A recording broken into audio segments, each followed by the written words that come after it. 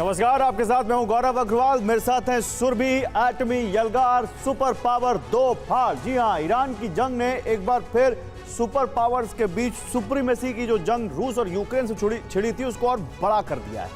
और इसीलिए अब बात करते हैं उन देशों की जो अमेरिका के हमले से पहले ट्रंप को नसीहत दे रहे थे और ईरान के साथ कंधे से कंधा मिलाकर चलने का वादा कर रहे थे। इनमें रूस और चीन का नाम सबसे ऊपर है। हालांकि सुपर पावर्स की रणनीति अब होगी क्या, और उससे भी बड़ा सवाल ये कि इस जंग के नाम पर क्या अब दुनिया को दो हिस्सों में बांटा जाएगा या फिर ईरान और इजराइल बीच का कोई रास्ता निकालकर शांति कायम करने की कोशिश करेंगे। और इसी आधार पर आगे सवाल एक्सपर्ट्स के साथ गौरव करना बहुत जरूरी है। और इस बीच बता दें, major general retired SP Sinha sir defence expert के तौर पर स्टूडियो में इस वक्त हमारे साथ हैं। Naval commander retired Bikramjit Singh defence expert हमारे साथ हैं और विदेश मामलों के जानकार रविंदर सचदेवी भी हैं इस वक्त हमारे साथ। गौरव।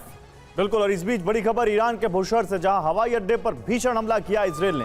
हवाई अड्डे पर इसराइल ने भीषण बमबारी की है ईरान के बुशहर में। हवाई अड्डे पर बड़े विस्फोटों की आवाजें सुनाई दी हैं। हमले से भारी नुकसान की खबरें हैं। एयरपोर्ट पर कामकाज ठप। और एक बड़ी खबर है, दुनिया में गहराया परमाणु युद्ध का खतरा, क्योंकि कुछ देश ईरान को परमाणु हथियार देने के लिए तैयार हैं। और पुतिन के करीबी दिमित्री मेदवेदेव का यह दावा।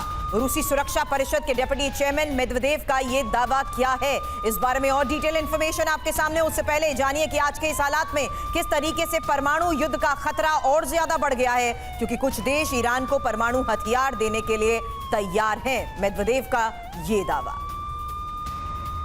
और अमेरिका को रूस ने खुला चैलेंज दिया है।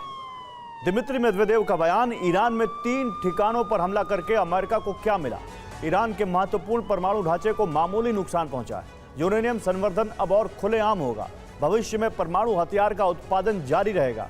कई देश ईरान को सीधे परमाणु हथियार देने को तैयार हैं। अमेरिका नए संघर्ष में उलझा है। जमीनी युद्ध की संभावना बढ़ी है। ईरान में एकजुटता और बढ़ेगी। शांति की बात करने वाले ट्रंप ने एक और युद्ध शुरू कर दिया। हालांकि ईरान के 3 प्रमुख परमाणु ठिकानों पर अमेरिका के जिस तरीके से हमले हुए, इन्हीं हमलों के बाद मध्य पूर्व में जबरदस्त तनाव है। और अमेरिका की सैन्य कार्रवाई ने न सिर्फ इजरायल और ईरान टकराव को और आगे बढ़ने का खतरा पैदा कर दिया है, बल्कि इस पर मुस्लिम और अरब देशों की भी तीखी प्रतिक्रियाएं सामने आई हैं। अब देखिए ईरान पर हुए हमले से कौन खुश है और कौन दुखी और कौन साइलेंट।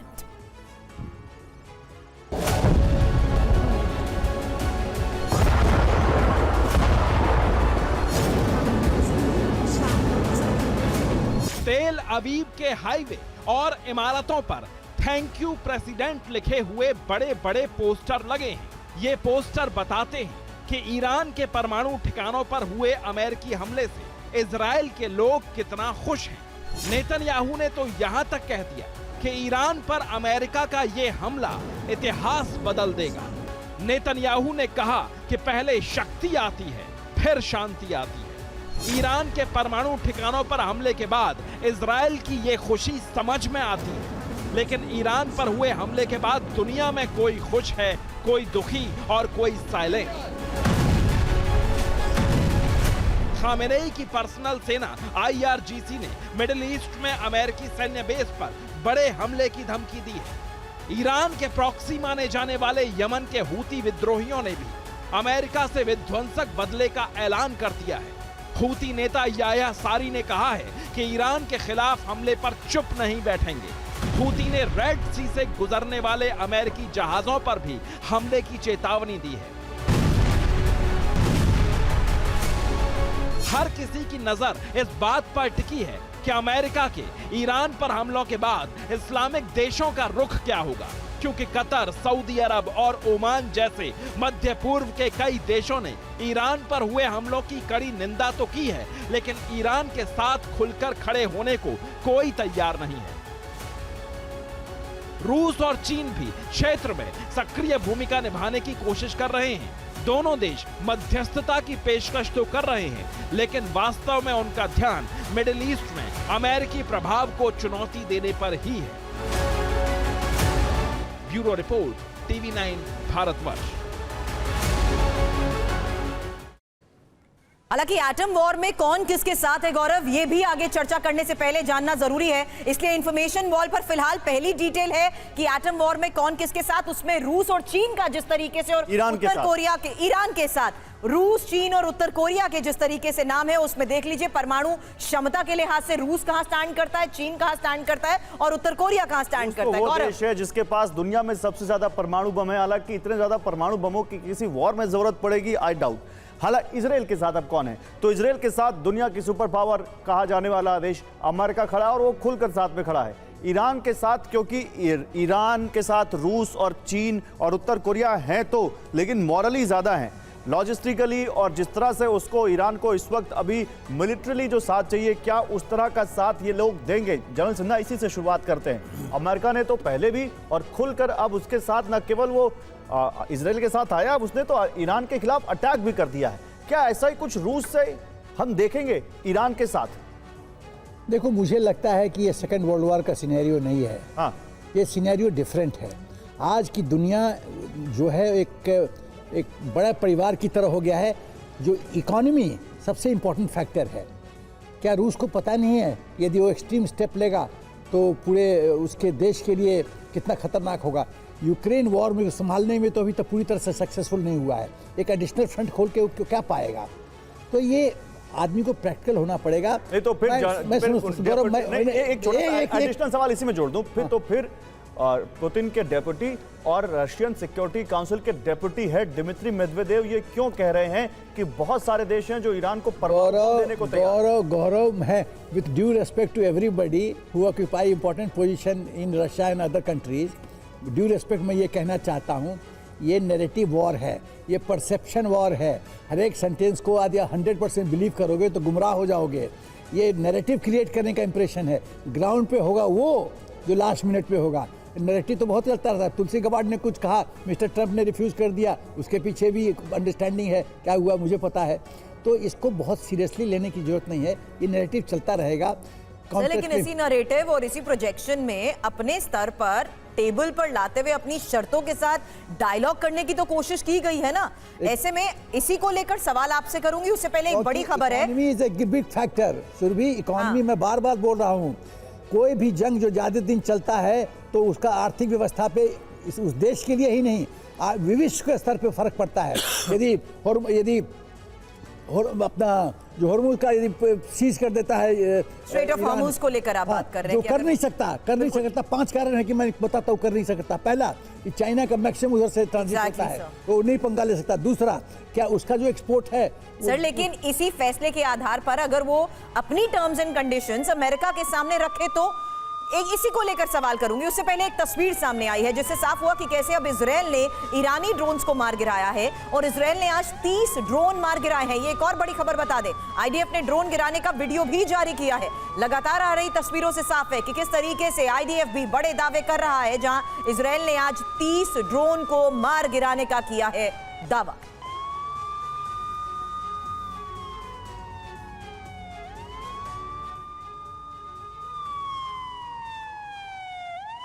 और अमेरिकी हमले के लिए पहले से तैयार था ईरान। ईरान को पता था B-2 बॉम्बर से हमला होगा। हमले से पहले ईरान ने न्यूक्लियर एसेट मूव किए। ओपन सोर्स इंटेल के हवाले से यह सनसनीखेज दावा सामने आ रहा है। सवाल यही है कि अगर ईरान कह रहा है कि हमें नुकसान नहीं है तो क्या नहीं हुआ, तो क्या उसको पहले से पता था?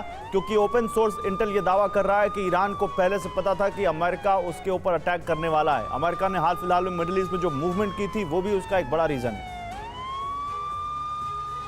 और अब एक जल्द एक रिपोर्ट आपको दिखाते हैं, क्योंकि ईरान पर अमेरिकी हमलों के बाद सबसे ज्यादा बेचैनी चीन और रूस में है, और ये दोनों ही देश जंग की शुरुआत से अमेरिका को नसीहत दे रहे थे कि वो इस मामले से दूर रहे। लेकिन जंग में अमेरिका की डायरेक्ट एंट्री ने इन दोनों को सोचने पर भी मजबूर कर दिया है।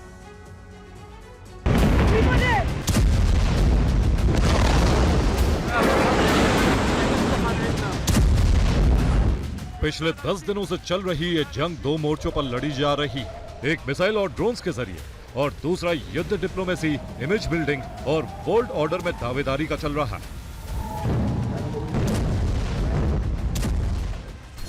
एक तरफ इजराइल के साथ अमेरिका तो दूसरी तरफ ईरान के साथ रूस और चीन है।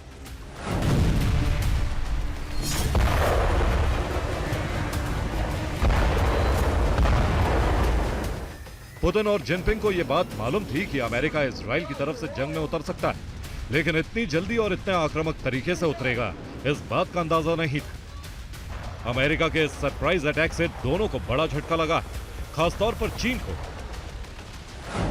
क्योंकि चीन ईरान से लगातार तेल खरीदता रहा है। उसके BRI यानी बेल्ट एंड रोड इनिशिएटिव में ईरान एक अहम कड़ी।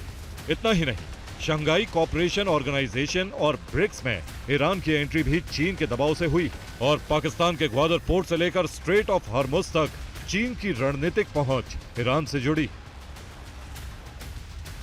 और अमेरिका के हमलों ने चीन की पहुंच को तगड़ी चोट पहुंचाई। झटका रूस के लिए भी है, क्योंकि ईरान उसका रणनीतिक सहयोगी। सीरिया से लेकर यूक्रेन तक रूस का प्लान पावर बैलेंस बनाना था, लेकिन अमेरिका के अटैक ने मॉस्को को नए सिरे से पॉलिसी बनाने पर मजबूर कर दिया।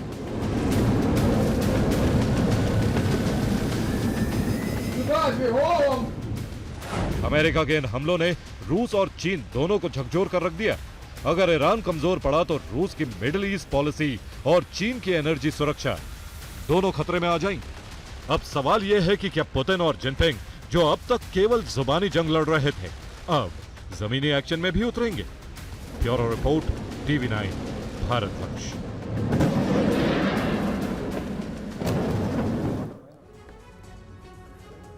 और अब देखिए, यहाँ पर सवाल यही है कि स्ट्रेट ऑफ हॉर्मुज से जो यहाँ पर लगातार धमकी दी जा रही है ईरान की तरफ से, और क्या इससे ये जंग और भड़केगी या इससे जंग ये और कब होगी, ये सवाल यहाँ पर। रविंद्र सचदेव, आपको क्या लगता है ईरान के पास और क्या ऑप्शंस बचते हैं?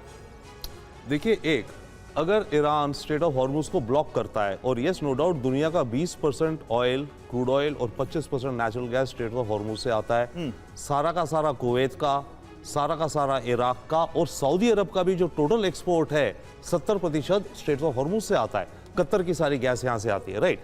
अगर ईरान ने ब्लॉक किया कि वो हम शिप्स को जाने नहीं देंगे, तो यस दुनिया में तेल की कीमतें बढ़ेंगी, शॉक होगा, ऑयल शॉक होगा बड़ा ये वो। पर मुझे ये बताइए, उससे ईरान को डायरेक्टली इमीडिएटली क्या फायदा होगा? कुछ नहीं होगा।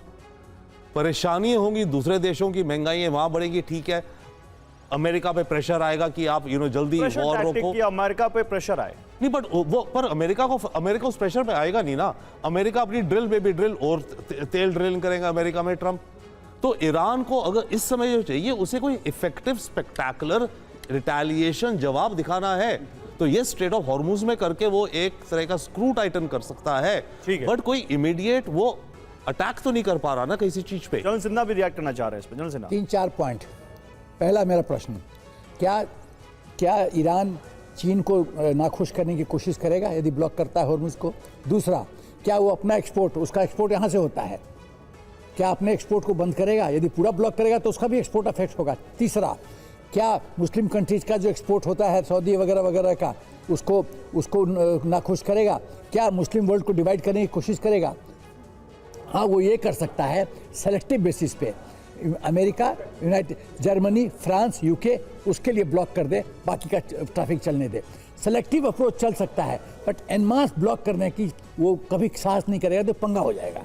लेकिन ये कितना इफेक्ट कर सकता है? सिंह सर, एक छोटा सा पॉइंट आप इस पर ऐड करें। आप भी इस बात से सहमत है कि सिलेक्टिवली वो ऐसा कर सकता है? एक छोटा सा एग्जांपल दे रही हूँ, क्योंकि हुथी ने जिस तरीके से रेड सी को पूरी तरीके से ब्लॉक करते हुए अमेरिका के लिए या ग्लोबली जो सिनारियो क्रिएट किया, क्या उसी तरह से इस पूरे रूट को, स्ट्रेट ऑफ हॉर्मुज को ब्लॉक करने से, जहां जानते हैं कि ग्लोबली इसका असर जरूर होगा, क्या ये संभव है? सही कह रहे हैं सुरभि जी आप, लेकिन एज ए सेट के अगर हम ओवरऑल देखें तो रेड सी से तो बहुत ज़्यादा खैर ट्रैफिक जाता है, यहाँ पे सिर्फ 20% की बात हो रही है। लेकिन बिल्कुल मैं जनरल सिन्हा साहब से इस बात पे सहमत हूँ कि ये सिलेक्टिव ब्लॉकेड जरूर कर सकता है, डिपेंडिंग ऑन कि किसकी चल रहे हैं, कौन से फ्लैग के शिप्स वहाँ जा रहे हैं। क्योंकि अभी ऑलरेडी आप देखेंगे, मैं पढ़ रहा था कि जो टैरिफ्स हैं वो ऑलमोस्ट 2.5 टाइम्स ऑलरेडी हो चुके हैं। जो कि पर डे का कुछ रेट था कुछ $20,000 का, आज $50,000 वहाँ पे शिप्स ले रहे हैं वहाँ से क्रूड मूव करने के लिए। तो इसका असर कहीं ना कहीं, अगर आप पूरा ही ब्लॉक कर देंगे तो आपके खुद के आपके कॉमर्स पे इसका असर पड़ेगा, जो आप नहीं चाहते हैं। तो सिलेक्टिवली यस, आप देखेंगे कौन से फ्लैग की शिप है, क्या सामान जा रहा है, वो आप उसको जरूर ब्लॉक कर सकते हैं। और अब देखिए, आपके ऊपर हमला हो रहा है, पूरे यूएसए ने डायरेक्टली हमला कर दिया, B-2 बॉम्बर उन्होंने उड़ा दिए, जो कि B-2 बॉम्बर आप सब जानते हैं कि यही बॉम्बर हिरोशिमा नागासाकी में यूज हुए थे। जब उन्होंने उसके ऊपर न्यूक्लियर वेपन्स छोड़े थे। तो इनकी ये आप कह सकते कुख्यात बॉम्बर हैं ये। तो वो बॉम्बर जब आपने ला के उनके न्यूक्लियर साइट्स पे भी अटैक कर दिया है, अब उनको दे इन डिफेंस वो कुछ तो करेंगे, और जो करेंगे उसका खामियाजा थोड़ा बहुत शायद उनको भुगतना पड़े, बाकी विश्व को भी थोड़ा बहुत तो भुगतना ही पड़ेगा। बिल्कुल सही कह रहे हैं आप। देखिए इसी बीच एक बड़ी खबर आ रही, नेटो समिट में शामिल होंगे ट्रंप। मंगलवार को नेटो समिट में जाएंगे ट्रंप। पहले सोमवार को जाने वाले थे, अब वो मंगलवार को जाएंगे। तो नेटो समिट जो होने वाली है उसमें शामिल होंगे ट्रंप।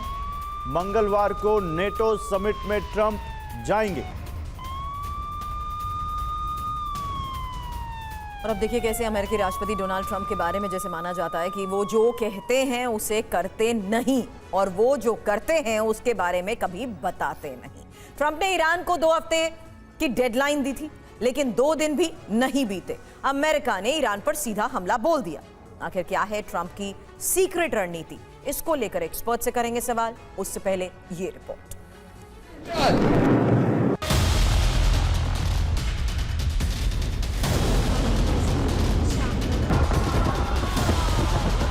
क्या ईरान को धोखे में रखकर अमेरिका ने उस पर हमला किया? क्या ट्रंप ने 2 हफ्ते का वक्त लेकर ईरान को गफलत में रखा? ये सवाल यूं ही नहीं उठ रहे हैं। ईरान के परमाणु ठिकानों पर अमेरिका के अचानक हमलों के बाद ईरान के हवाले से अब ये चर्चा भी होने लगी है कि उसे अंधेरे में रखने के लिए ही अमेरिका लगातार बातचीत करता रहा और खुद को फिलहाल जंग से दूर रखने का दावा ट्रंप करते रहे थे। ऐसे में सवाल है कि क्या ट्रंप ने ईरान को भ्रम में रखने के लिए ही जानबूझकर 2 हफ्ते का वक्त लिया? क्या ईरान को धोखा देने के लिए ही ट्रंप लगातार कहते रहे कि वो बातचीत जारी रखेंगे? माना जा रहा है कि ट्रंप के दूत स्टीव विटकॉफ ने भी लगातार ईरानी विदेश मंत्री को धोखे में रखा है। ईरान को अंधेरे में रखने के लिए 2 दिन पहले जिनेवा में भी ईरानी विदेश मंत्री से बातचीत की थी। ईरान पर अचानक अमेरिकी हमलों के बाद अब ये बात और साफ हो गई है कि ट्रंप जो कहते हैं उसे करते नहीं है, और वो जो करते हैं उसके बारे में बात नहीं करते। ईरान के साथ जंग शुरू होने के बाद इजराइल बीते कई दिनों से ईरान के परमाणु ठिकानों को निशाना बनाने के लिए अमेरिका की मदद मांग रहा था। बेंजामिन नेतन्याहू खास तौर पर अमेरिकी बंकर बस्टर बमों की मांग करते रहे थे, क्योंकि सिर्फ इन्हीं बमों से ईरान की सीक्रेट न्यूक्लियर साइट्स को तबाह किया जा सकता था। लेकिन इजराइल की इस डिमांड को ट्रंप अनसुना करते रहे और वो ईरान को इस भ्रम में रखे रहे कि अभी कुछ दिनों तक अमेरिका सीधे जंग में नहीं उतरेगा, जबकि ट्रंप ने वही किया जिसके बारे में कोई भी अनुमान नहीं लगा पाया था।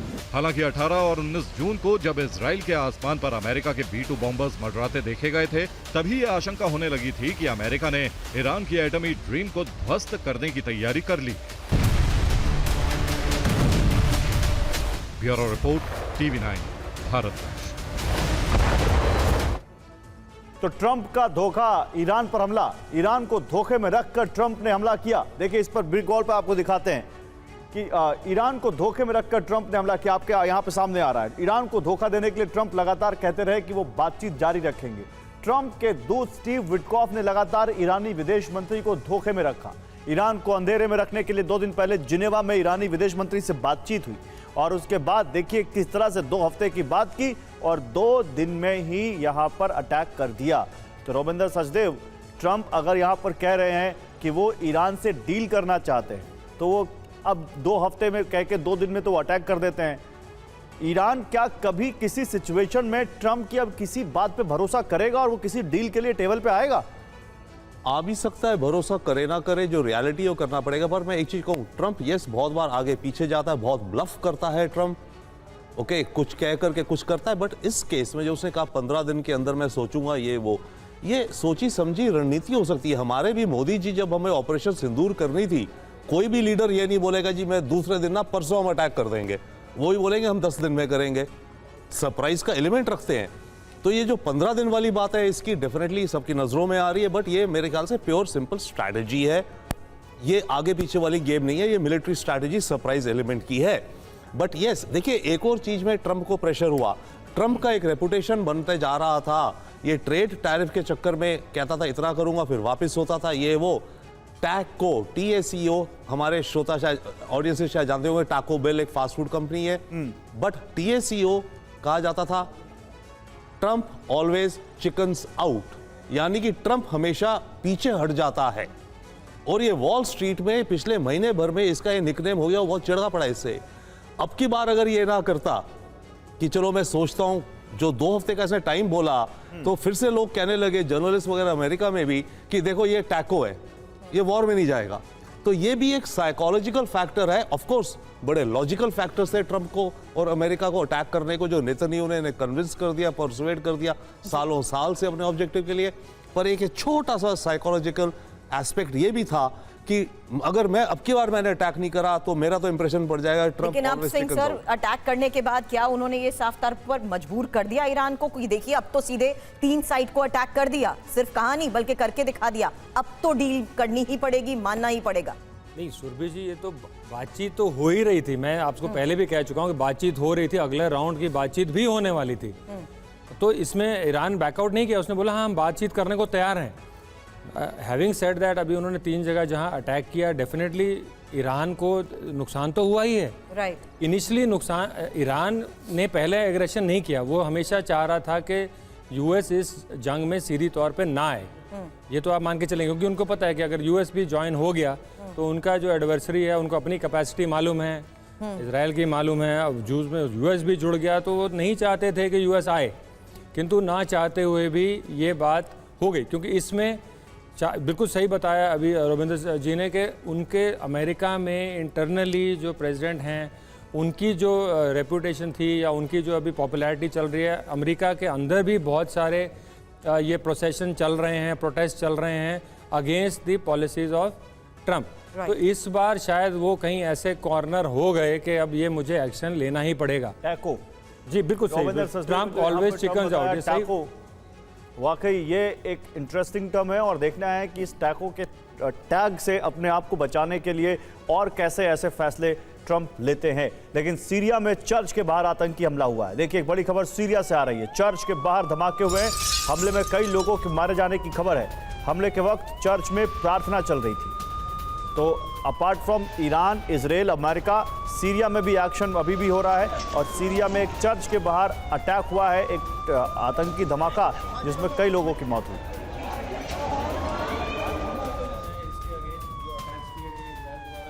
अपने ईरान पे और अमेरिका पे, तो सारे उसमें मुस्लिम वर्ल्ड में एक एंटी यूएस सेंटिमेंट है और प्रोटेस्ट आप कह रहे हैं कि ये अटैक जो चर्च के बाहर हुआ इसमें भी वही अमेरिका और इजराइल का लिंक है। ओके, बिल्कुल एक लिंक हो सकता है, ठीक है। और जो बात आपने कही सर, उसी को लेकर अगली खबर बता देती हूँ, क्योंकि ईरान पर हुए हमले का अमेरिका में किस तरीके से विरोध हुआ उसकी तस्वीरें भी सामने आई है। वॉशिंगटन में लोगों ने प्रदर्शन किया है, ईरान पर हुए हमले के खिलाफ लोग सड़क पर उतर आए, उसकी तस्वीरें भी सामने आ चुकी हैं। तो ये एक और बड़ी खबर है, जहां देखिए किस तरीके से वॉशिंगटन से ये तस्वीरें सामने आई, जहां ईरान पर हुए हमले का अमेरिका में विरोध किया गया। तो मिडिल ईस्ट में दुनिया के 3 शक्तिशाली देशों का ऑपरेशन चल रहा है। तेल अवीव से लेकर तेहरान तक तबाही मची है। सवाल यह है कि अब इसके आगे होगा क्या? इजराइल और ईरान के सामने अब विकल्प क्या है? इस रिपोर्ट में देखिए।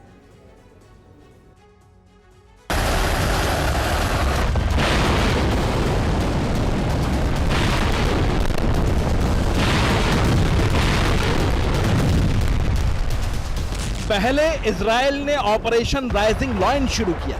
इजराइल के फाइटर जेट से बमबारी हुई तो तेहरान में तबाही शुरू हो गई। ईरान ने इसका जवाब ऑपरेशन ट्रू प्रॉमिस 3 से दिया। ईरान की बैलिस्टिक और हाइपरसोनिक मिसाइलों ने हाइफा से लेकर तेल अवीव तक को तबाह करना शुरू कर दिया। और अब अमेरिका ने ऑपरेशन मिडनाइट हैमर चलाकर ईरान इजराइल युद्ध पर हथौड़े की चोट कर दी है। लेकिन अब ईरान ने इसका जवाब देने के लिए जो ऑपरेशन शुरू कर दिया है वो मध्य पूर्व और यूरोप से लेकर पूरी दुनिया की सांसें फुला देगा। इजराइल से जंग के बीच ईरानी संसद ने एक मत होकर हॉर्मुज स्ट्रेट को बंद करने का फैसला ले लिया है। यानी संघर्ष जमीन से आगे बढ़कर समंदर तक पहुंचने वाला है। लेकिन ये अंतिम विकल्प नहीं है। खामेनेई, हूती, हमास और हिजबुल्लाह समेत अपने सभी प्रॉक्सी को एकजुट करने के साथ बड़ा हमला कर सकते हैं। ईरान अब परमाणु अप्रसार संधि से बाहर निकल सकता है और रूस, चीन या उत्तर कोरिया से परमाणु बम हासिल करने की कोशिश कर सकता है। इसके अलावा ईरान अरब और यूरोपीय देशों के साथ कूटनीतिक बातचीत करके एक मजबूत एंटी अमेरिका फ्रंट बना सकता है। ईरान में नेतृत्व परिवर्तन भी हो सकता है। दूसरी तरफ नेतन्याहू ने खुद को ट्रंप का सबसे भरोसेमंद पार्टनर बताकर साफ कर दिया है कि इजराइल और अमेरिका अब ईरान के खिलाफ एक मजबूत टीम की तरह लड़ने वाले हैं। Bureau report, TV9 Bharatvarsh. हालांकि इस बीच एक बड़ा सवाल, सिन्हा सर, क्या एक्सपेक्ट कर सकता है ऐसे में ईरान अपने सहयोगियों से, जहां सवाल रूस को लेकर और चीन को लेकर? देखिए, समस्या मुस्लिम कंट्रीज में एक ही है। आप इनको बैटलफील्ड में हरा दीजिए, कमज़ोर कर दीजिए, इनके मिलिट्री बेसेस उड़ा दीजिए, इनके मिसाइल सिस्टम ख़त्म कर दीजिए, एयर डिफेंस बर्बाद कर दीजिए। इनकी सोच है कि अगला को death to Israel, death to America. ये जो सोच है, ये खतरनाक सोच है, और इस सोच में जब तक परिवर्तन नहीं आएगा तब तक शांति नहीं हो सकती है। टेम्पररी पीस तो ये बाय कर लेंगे, क्योंकि अभी तो बहुत वीक पोजीशन में ईरान, लेकिन क्या सोच में परिवर्तन आएगा? नहीं, जब मौका मिलेगा फिर। इस वीक पोजीशन में ही उसका रूस से समर्थन मांगना बहुत मायने रखता है। इसीलिए तो ये जानना चाह रही हूँ कि रूस अगर उसको मदद करता है तो किस स्तर पर कर सकता है, किस लेवल तक कर सकता है? अंतर्राष्ट्रीय स्तर पे मेरी अपनी सोच है कि लोगों का कॉन्सेप्ट बहुत क्लियर है। एक पंजाबी में शब्द है सानू क्या, इसमें हमको क्या मिलेगा। तो जब हमको क्या मिलेगा, जब आप सेल्फिश अप्रोच लीजिएगा तो बाकी सब कुछ दरकिनार हो जाता है। रूस but I am sorry to बटन सिंह सर, क्या आप इस बात को अग्री करते हैं कि ईरान ने जिस तरीके से अपने प्रॉक्सीज को एग्रीवेट करते हुए इजराइल का घेराव किया, क्या यहां भी सिचुएशन आपको लगता है डे बाय डे और ज्यादा इग्नाइट होगी और कहीं ना कहीं रशिया ईरान को इस लेवल पर सपोर्ट कर दे कि वो सीधे अटैक तेल अवीव के साथ साथ, हाइफा के साथ साथ बाकी स्ट्रैटेजिकल पोजीशंस पर भी करे?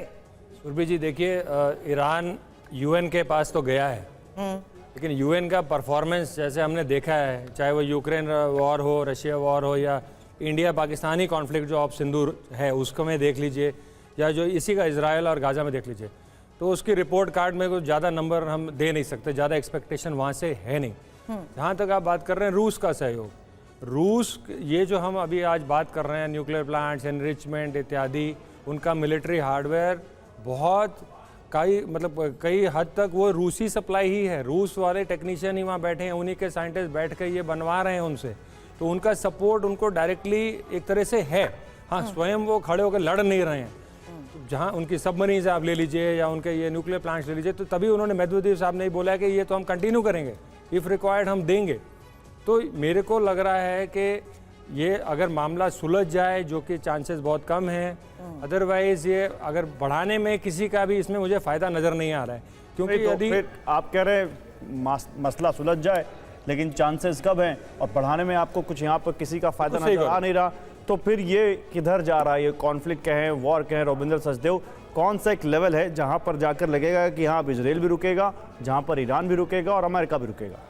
देखिए, बाकियों में आते हैं, पहले रशिया की बात कर लेते हैं। रशिया की जो सारी स्टेटमेंट जो रेफर करी जा रही हैं मीडिया में, हम भी यहाँ डिस्कस कर रहे हैं, वो स्टेटमेंट है दिमित्री मेदवेदेव की, जो कि रशिया की सिक्योरिटी काउंसिल के डिप्टी चेयरमैन है। By the way, prime minister president भी रह चुका है, पुतिन के साथ 5 साल है, 5 साल सबसे खास माने जाते हैं। मेदवेदेव बहुत ही हार्डलाइनर है, हर बार बहुत ही स्ट्रॉन्ग एंटी वेस्टर्न बातें करता है, और बहुत ही, ये भी कह सकते हैं, उल जलूल बातें भी करता है। ये तो कहता है कि यूक्रेन को, इसने कई बार बोला है, न्यूक्लियर चलाओ, मारो मारो। तो मेदवेदेव की स्टेटमेंट पर मैं ऑनेस्टली, छोटी बात, बिल्कुल बिलीव नहीं करता। वो प्योर प्रोपेगेंडा अपने हिसाब से जो कह रहा है, वो रशिया की ना पॉलिसी है, ना रशिया कर पाएगा। मेदवेदेव एक कंप्लीट आउटलायर है, ठीक है। तो क्योंकि वो कह रहा है कि देश है, न्यूक्लियर आर्म्स दे देंगे, बिल्कुल कोई चांस ही नहीं उठता उसका। पर यस, बात यह है कि ईरान की जो वेपनरी है बहुत मात्रा में 50 से 70% रशियन ओरिजिन की है। तो अगर जो भी वॉर हो रही है, ईरान को अब मिसाइल खत्म हो रहे हैं, जो रशियन इक्विपमेंट के थे उसको पीछे से मिसाइल चाहिए होंगे, रॉकेट लॉन्चर या जो भी चीज, और कुछ पोर्शन है थोड़ी जो चाइनीज ओरिजिन की है। तो यस, अपनी वेपन्स के लिए एमुनेशंस तो रशिया से उसे मिलेंगी, चाइना से मिलेंगी, पर रशिया से दिक्कत ये होगी, रशिया खुद यूक्रेन में फंसा पड़ा है। बट स्टिल वो पाइपलाइन है। वेपन सप्लाई की, वेपन एमुनेशन सप्लाई की। क्योंकि विदेश मंत्री भी अब मॉस्को जा रहे हैं सर, उस लिहाज से देखना ये जरूरी है कि आज के हालात में उनके वहां जाने को देखते हुए क्या कोई वाकई मदद के भरोसे ईरान रह सकता है। और इस बीच एक खबर है जहां इजराइल का ईरान पर एक बड़ा हमला हुआ है और हमले के बाद दक्षिणी ईरान में बड़े धमाकों को लेकर इस वक्त एक खबर आ रही है। साथ ही सेंट्रल ईरान में भी आईडीएफ के अटैक को लेकर खबर है, आईआरजीसी के जवानों पर हमले। एक बार फिर से बता दें, लगातार हो रहे हमलों के बीच ये बड़ी खबर आ रही है, ईरान पर इजराइल के हमले जारी हैं। और ये देखिए अब तस्वीर सामने आई है जहां हमले के बाद दक्षिणी ईरान में बड़े धमाके हुए हैं।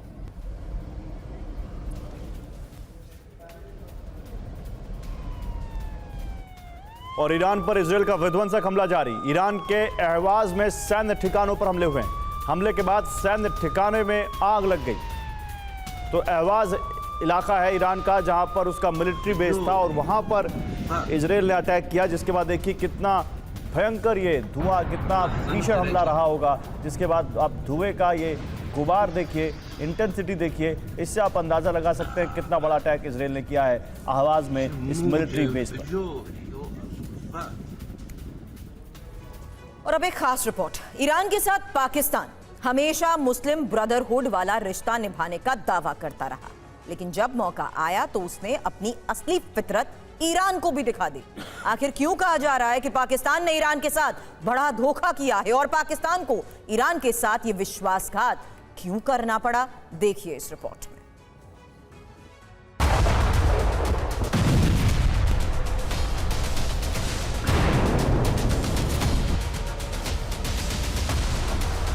तेल अवीव से लेकर तेहरान तक भीषण बारूदी वर्षा हो रही है। इसी बीच पाकिस्तान के फील्ड मार्शल आसिम मुनीर की ईरान के साथ कथित गद्दारी की खबरें सोशल मीडिया पर छाई हुई हैं। 13 जून को इजराइल ने न सिर्फ ईरान के परमाणु ठिकानों को तबाह किया, बल्कि हमले में ईरानी सेना के कई टॉप मिलिट्री कमांडर भी मारे गए। लेकिन ईरान को सबसे बड़ा झटका तब लगा जब उसके सबसे बड़े सैन्य अधिकारी मारे गए। नाम है ईरान की सेना के प्रमुख यानी chief of staff major general Mohammad Bagheri, जिन्हें ईरान की सैन्य व्यवस्था की रीढ़ माना जाता था। दरअसल सोशल मीडिया पर पाकिस्तान के field marshal general Asim Munir का कुछ दिन पहले ईरान दौरा वायरल हो गया है। यहां उन्होंने ईरानी सशस्त्र बलों के chief of staff general Mohammad Bagheri से भी मुलाकात की थी। लेकिन अब मोहम्मद बाघेरी की मौत के बाद पाकिस्तान के फील्ड मार्शल आसिम मुनीर और उनका दिया हुआ एक तोहफा चर्चा में आ गया है। खबरों की माने तो जनरल मुनीर ने जनरल बाघेरी को एक कलाई घड़ी भेंट की, जो कथित तौर पर जीपीएस बीकन से लैस थी। जीपीएस बीकन से लैस डिवाइसेस की खासियत होती है कि यह वास्तविक समय में लोकेशन डेटा भेज सकती हैं। आरोप लगाए जा रहे हैं कि इस घड़ी की वजह से संभावित रूप से जनरल बाघेरी की गतिविधियों पर निगरानी रखी जा सकी होगी, जिसके बाद बाघेरी को इजराइल ने टारगेट किया होगा। हालांकि अभी तक ये सिर्फ कयास है। इसे लेकर ना तो पाकिस्तान और ना ही ईरान की ओर से कोई आधिकारिक प्रतिक्रिया आई है। लेकिन इसी बीच आसिम मुनीर अमेरिका में ट्रंप से मिलने भी पहुंच गए। ऐसे में सवाल उठ रहे हैं कि क्या मुनीर ने ईरानी कमांडर्स के लोकेशन लीक किए? क्या पाकिस्तान अमेरिका के साथ मिल गया है? क्या पाकिस्तान ने ईरानी खेमा छोड़ दिया है? सवाल उठना लाजमी है, क्योंकि जिस तरीके से पाकिस्तान ईरान इजराइल जंग के बीच अमेरिका के कसीदे पढ़ रहा है, उससे पाकिस्तान की नीयत पर शक होना स्वाभाविक है। Bureau report, TV9 Bharatvarsh. और ट्रंप के साथ मुनीर का लंच और ईरान पर हमले का कनेक्शन क्यों हम ये कह रहे हैं, सुनिए। 18 जून को ट्रंप और मुनीर की मुलाकात हुई। ट्रंप ने कहा ईरान के मुद्दे पर चर्चा हुई। मुनीर के लंच के 4 दिन बाद यह हमला हो गया। पाकिस्तान की जरूरत क्यों है इस अमेरिका को? पाकिस्तान और ईरान का 900 किलोमीटर लंबा बॉर्डर है। पाकिस्तान बॉर्डर से ईरान पर हमला आसान है। अमेरिका को एयर बेस सपोर्ट भी मिलेगा, लॉजिस्टिक सपोर्ट, ड्रोन ऑपरेशन भी संभव है। इंटेलिजेंस नेटवर्क से अमेरिका की मदद होगी। क्वेटा, तुर्बत में अमेरिका बेस बना सकता है। लेकिन अमेरिकी हमले के बाद ये क्या पाकिस्तान से कनेक्शन इसका जोड़े? जनरल सिन्हा, आपको लगता है कि पाकिस्तान ने फिलहाल जो अटैक हुआ उसमें कोई मदद की होगी? देखिए, ये तो डेफिनेट कहना बहुत मुश्किल है, लेकिन जिस तरह से जनरल मुनीर ने पूरी तरह से अपने आप को सरेंडर किया अमेरिका में जाके, और जो लंच खाया और उसका जब बिल प्रेजेंट किया मिस्टर ट्रंप ने, तो बिल का कॉस्ट बहुत ज़्यादा था, हाई था, कि आप मुझे पूरी तरह से सपोर्ट कर दो, एयर स्पेस दो, अपने एयर स्ट्रिप दो, लॉजिस्टिक सपोर्ट दो, और इंटेलिजेंस शेयरिंग करो। ईरान को आपसे बेटर कौन जानता है, पूरे उसके बारे में इंफॉर्मेशन दो। लेकिन कहाँ तक ये मुनीर का वादा ये ग्राउंड पे परिणित होगा ये कहना मुश्किल है, क्योंकि मुनीर के खिलाफ पाकिस्तान के अंदर विद्रोह हो रहा है, असेंबली में भी प्रश्न उठ रहा है। तो जितना वो पाकिस्तान को मैं रिपीट कर रहा हूँ, जब मुनीर पाकिस्तान को बिट्रे करके वहाँ अमेरिका में ये रोल किया है, क्या मुस्लिम ब्रदरहुड पे उन पे प्रश्न नहीं उठेगा? क्या मुस्लिम कंट्रीज उन पे थू नहीं करेंगे? ये सब प्रश्न उठता है। इस क्रिटिसिज्म के मद्देनज़र रखते हुए क्या मुनीर अपने वादे को पूरा कर पाएंगे? तो कई प्रश्न हैं, लेकिन यदि आदमी डिसाइड कर ही लेता है कि हमने करना है, तो आर्मी चीफ तो पाकिस्तान का बहुत पावरफुल व्यक्ति है, वो कर सकता है।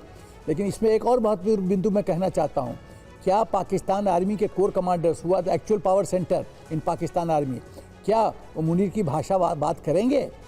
यदि कोर कमांडर नहीं करेंगे तो मुनीर कुछ भी प्रॉमिस कर दे वो ग्राउंड पे एक्जीक्यूट नहीं कर सकता है, क्योंकि active troops core commander command करते हैं, चीफ ऑफ आर्मी स्टाफ नहीं करता। ठीक बात है। इसी बीच देखिए, अमेरिकी हमले के बाद रूस जा रहे ईरानी विदेश मंत्री, कल सुबह पुतिन से मिलेंगे ईरानी विदेश मंत्री, ये भी जानकारी सामने आ रही है। पुतिन से इस पर गंभीर सलाह लेंगे, यह अरागची ने कहा है। अमेरिकी सपोर्ट से डर्टी जॉब कर रहा था इजराइल, ये भी कहा ईरानी विदेश मंत्री ने। तो अरागची जो है अमेरिका के हमले के बाद रूस जा रहे हैं। रविंद्र, आपको क्या लगता है कि क्या रूस जाकर क्या हेल्प सीख कर सकते हैं अरागची? क्या एक्टिव मिलिट्री असिस्टेंस कुछ मिलेगी, या जिस तरह से रूस यूक्रेन की वॉर में ईरान ने खूब सारी ड्रोन और मिसाइलें रूस को दी है, तो क्या रूस के लिए अब ये कर्ज दोस्ती का जो फर्ज है वो अदा करने का या कर्ज चुकाने का समय आ गया है? Definitely so. देखिए, रशिया अब रहा नहीं, पर एक सुपर पावर था और अभी भी बहुत अहम रोल प्ले करता है दुनिया में। इरानियन फॉरेन मिनिस्टर का जाना, कुछ ना कुछ स्ट्रेटेजिक डिस्कशंस होंगी। ऑब्वियसली जैसे आप बात कर रहे थे, अभी हो रही थी कि जो इरानियन वेपन्स हैं उनकी एमुनेशंस की जो रीस्टॉकिंग है, कम से कम उन्हें रशिया से वो जो चाहिए रीसप्लाई बनी रहे, एक तो वो मुद्दा होगा। इसके अलावा और क्या मुद्दा हो सकते हैं, वी कैन इमेजिन क्या जियोपॉलिटिकल डिस्कस करेंगे। पर पॉइंट इज, आज की दुनिया में रशिया की पॉलिटिकल वॉइस, डिप्लोमेटिक वॉइस बहुत कम मैटर करती है अनफॉर्चुनेटली, बट फिर भी ये एक बड़ा सिग्नल है। Secondly, coming to Munir quickly, देखिए मुनीर को ट्रंप से जो पहली बात, मुनीर ज्योग्राफी कार्ड खेल रहे हैं, जैसे अफगानिस्तान के साथ खेला कि भाई हमारा बॉर्डर है इधर बलूचिस्तान में। मुनीर और पाकिस्तान का एक्सेस ट्रंप और इजराइल को मदद करेगा ईरान के अंदर सत्ता पलट, तख्ता पलट करने में। इन्हें अपनी फोर्सेस नहीं भेजनी आर्मी, अमेरिका तो अपने ट्रूप्स उतारेगा नहीं, इन्हें अपने स्पेशल एजेंट्स और मोसाद के एजेंट्स भेजने हैं ईरान के साउथ बलूचिस्तान में। याद रखिए, ईरान का साउथ बलूचिस्तान में भी ऑटोनॉमी इंसर्जेंसी चल रही है सेंट्रल सरकार के खिलाफ। तो इस बॉर्डर द्वारा चुपचाप बिना बताए, यस ओपनली ना होगा, पब्लिकली नहीं होगा, साइड में कर लेंगे, ये यहाँ से जाए, लॉजिस्टिक्स जाए, ताकि ईरान के अंदर वेपन्स, ग्रेनेड लॉन्चर्स इत्यादि, रॉकेट लॉन्चर्स, इस तरह के भेजे जाएं वेपन्स, सो दैट ईरान के अंदर जो इंसर्जेंसी है जी वो बढ़े और उसके लिए असला और माल हो और एजेंट्स जाएं। तो अव्वल जो अमेरिका को यूज करना है पाकिस्तान को, एक वो एंगर है। चेंज ऑफ रेजिम के तहत ये आप कह रहे हैं कि अमेरिका पाकिस्तान को यूज करने की कोशिश, ऑप्शन रखा है कि अगर जरूरत पड़ी तो ये हमारे पास रास्ता है। राइट, ठीक है सर। लेकिन एक खबर है, और ये ईरान के विदेश मंत्री अरागची का बयान, जहां खमेनेई पर हमला तो अंजाम बुरा और ट्रंप ने विश्वासघात किया है। ट्रंप ने अपराधी इजराइल का साथ दिया है। तो ईरान की संसद ने हॉर्मुज स्ट्रेट को बंद करने का फैसला कर लिया है। इस जंग की शुरुआत से ईरान धमकी देता रहा है कि अगर उस पर अमेरिका ने अटैक किया तो हॉर्मुज स्ट्रेट को बंद कर देगा, और आखिरकार ईरान ने उस धमकी को एक्शन में बदल दिया।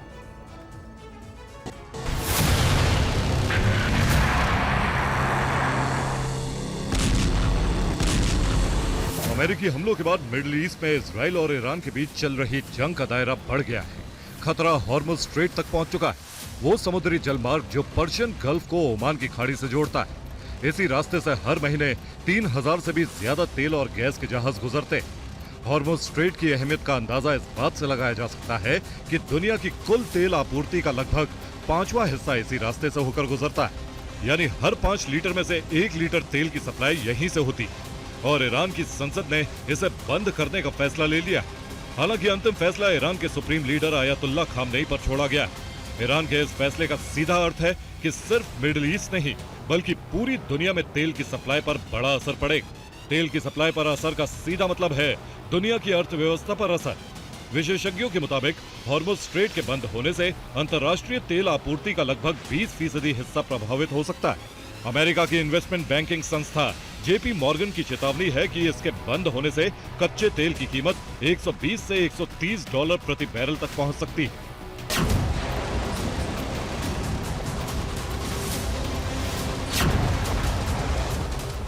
जिस दिन ये जंग शुरू हुई थी उसी दिन से तेल की कीमतों में उछाल आ गया था।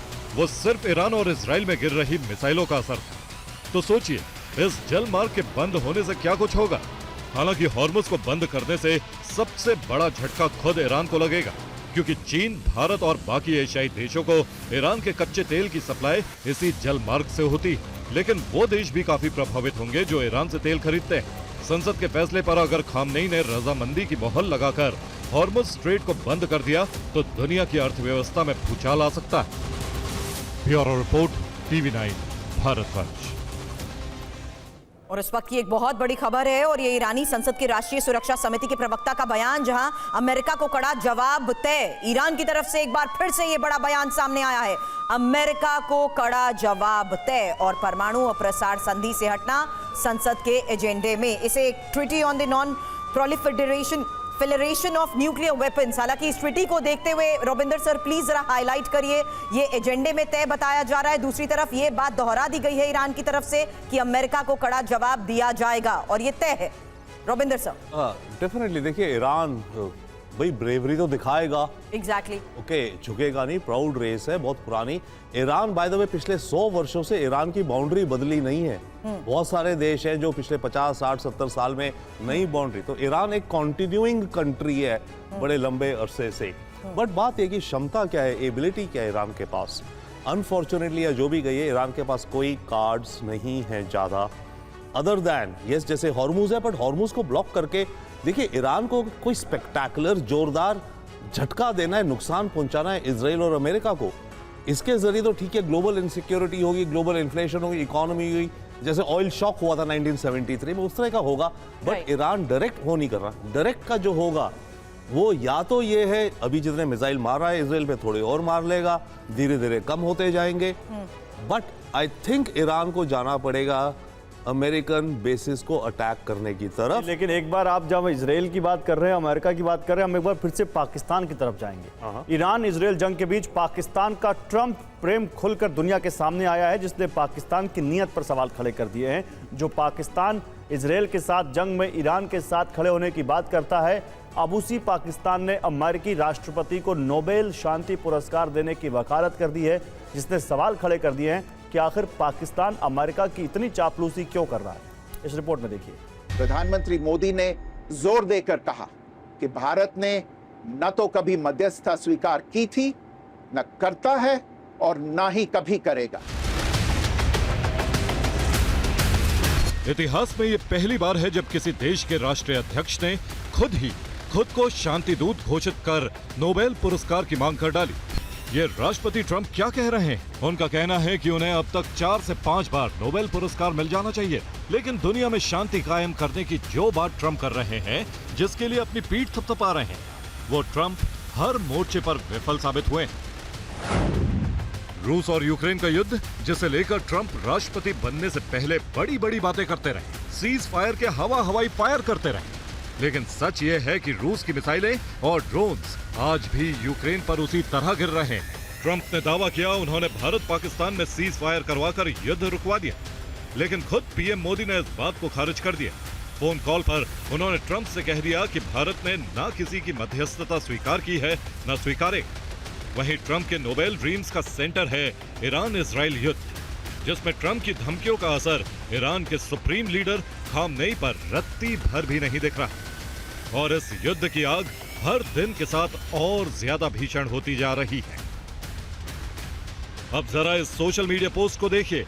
ये ट्रंप का पोस्ट है, जिसमें ट्रंप ने कई अंतर्राष्ट्रीय मुद्दों का जिक्र करते हुए एक लंबा चौड़ा पोस्ट लिखा है। इसमें भी उन्होंने 1-2 बार नहीं बल्कि 6 बार नोबेल शांति पुरस्कार का जिक्र किया। और इस तरह डोनाल्ड ट्रंप दुनिया के इकलौते राष्ट्राध्यक्ष बन गए हैं जो खुद अपने लिए नोबेल मांग रहे हैं। यानी ट्रंप जिस शांति दूत वाली छवि की बात कर नोबेल शांति पुरस्कार की मांग कर रहे हैं, उनमें रत्ती भर भी सच्चाई नजर नहीं आ रही। इसीलिए ट्रंप के नोबेल शांति पुरस्कार वाले अरमानों में मोटी दरारें दिख रही हैं। लेकिन इसी बीच एक तरफ जहां भारत ने ट्रंप की मध्यस्थता वाली बात को नकार दिया, तो वहीं दूसरी तरफ पाकिस्तान ने ट्रंप के नोबेल वाले अरमानों को पंख दे दिए। पाकिस्तान सरकार ने डोनाल्ड ट्रंप को 2026 का नोबेल शांति पुरस्कार दिए जाने की मांग की।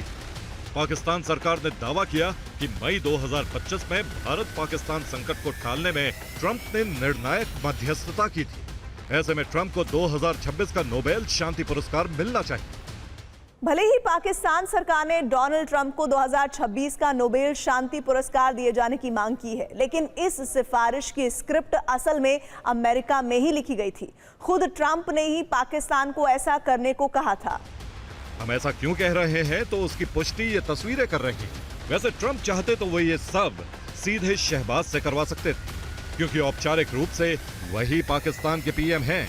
लेकिन ट्रंप जानते हैं कि शहबाज मुनीर से पूछे बिना कुछ नहीं कर पाएंगे, इसीलिए उन्होंने नोबेल वाली ये डील डायरेक्ट मुनीर से ही कर ली और मुनीर के इस कमिटमेंट को शहबाज को हर हाल में पूरा करना था। लेकिन सवाल उठता है कि आखिर पाकिस्तान ट्रंप को नोबेल देने की सिफारिश क्यों कर रहा है?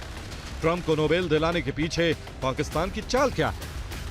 आज की तारीख में पाकिस्तान की हालत पूरी दुनिया देख रही है। कंगाल पाकिस्तान भीषण आर्थिक संकट से गुजर रहा है। साथ ही अपनी आतंक प्रेम की वजह से वो पूरी दुनिया में बेनकाब हो चुका है। यही वजह है कि दुनिया भर के संपन्न देश पाकिस्तान से दूरी बना रहे हैं। ऐसे में पाकिस्तान अमेरिका से कई मोर्चों पर मदद की आस लगाए बैठा है। शहबाज और मुनीर ट्रंप की चापलूसी कर अपना उल्लू सीधा करना चाहते हैं। जैसे कश्मीर मुद्दे पर अमेरिका का समर्थन, इकोनॉमिक रिलीफ, टेक्नोलॉजी ट्रांसफर और अपनी परमाणु नीति पर अमेरिका का नरम रुख। यही वजह है कि अब पाकिस्तान ईरान से भी दूरी बना रहा है, क्योंकि इस जंग में इजराइल के साथ अमेरिका खड़ा है। लेकिन पाकिस्तान के हुक्मरानों की इस चापलूसी से पाकिस्तान की जनता भड़क उठी, जिसके साथ खड़े होने की बात पाकिस्तान कर रहा था, जिसे हर तरह की मदद देने का भरोसा दे रहा था। अब उसी पाकिस्तान ने अपना दोहरा चरित्र दिखा दिया है। ईरान के दुश्मन अमेरिका की गोद में जा बैठा है, जिसे पाकिस्तान की आवाम हजम नहीं कर पा रही। पाकिस्तान के बहकते पैरों को देखकर सबसे ज्यादा चिंताएं शी जिनपिंग की बढ़ी हुई, क्योंकि चीन ने पाकिस्तान को अपने हित साधने के लिए पाला पोसा है। ऐसे में चीन के कट्टर दुश्मन से नजदीकियां चीन की चिंताएं बढ़ा रही। चीन ने पाकिस्तान में पानी की तरह पैसा बहाया है। सीपैक में चीन के करोड़ों डॉलर लगे हैं। ऐसे में अमेरिका से नजदीकी चीन के हित में नहीं है। पाकिस्तान के चाल और चरित्र से पूरी दुनिया वाकिफ है। ये एक ऐसा मुल्क है जो सिर्फ पैसों के पीछे भागता है। ऐसे में ट्रंप के दिए लालच के झांसे में पाकिस्तान ने अपनी नीयत का सौदा कर लिया और ईरान से लेकर अपने सबसे भरोसेमंद चीन को धोखा देने की पूरी तैयारी में। Bureau report, TV9 भारतवंश।